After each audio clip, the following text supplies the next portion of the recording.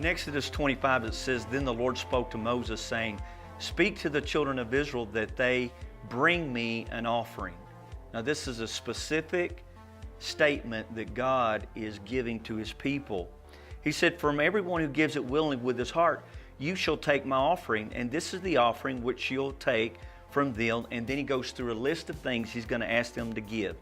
And then He goes on and says, "And let them make me a sanctuary with this offering, that I may dwell among them, according to all that I'll show you. That is the pattern of the tabernacle and the pattern of all its furnishings, just so you shall make it." And so what I want you to see here is God, who's a great architect, had this plan for humanity to come into His presence. So He wanted Moses and his people to build him a tabernacle, a place for His presence to exist. So when God told Moses to build him a sanctuary, it was so God would have a place for His people to come and experience His presence. I believe God does this even today. I remember when Missy and I moved here in 1999 with our 3 little sons. They were stair-stepped.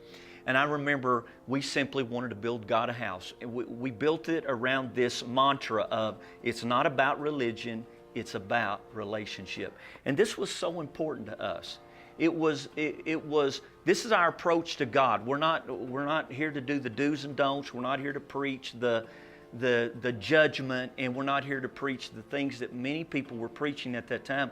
We just simply want to help people build a relationship with God, which actually defined the kind of relationship that Missy and I had with the Lord for years. And so we did exactly that, and we called it Path Point Fellowship Church.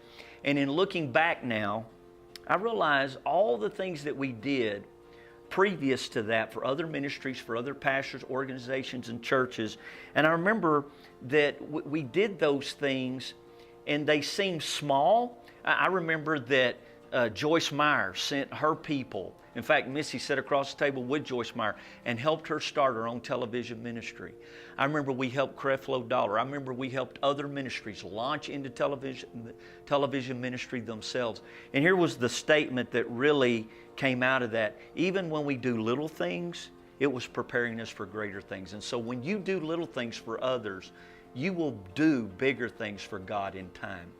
In Matthew 25:21, Jesus said, His Lord said to him, "Well done, good and faithful servant. You were faithful over a few things, the little things.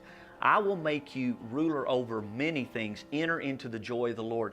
Notice this process and this progression of just being faithful with the little things that don't seem to matter until God eventually gives you the greater things. So here's your next move. What little things can you do at Path Point Fellowship Church?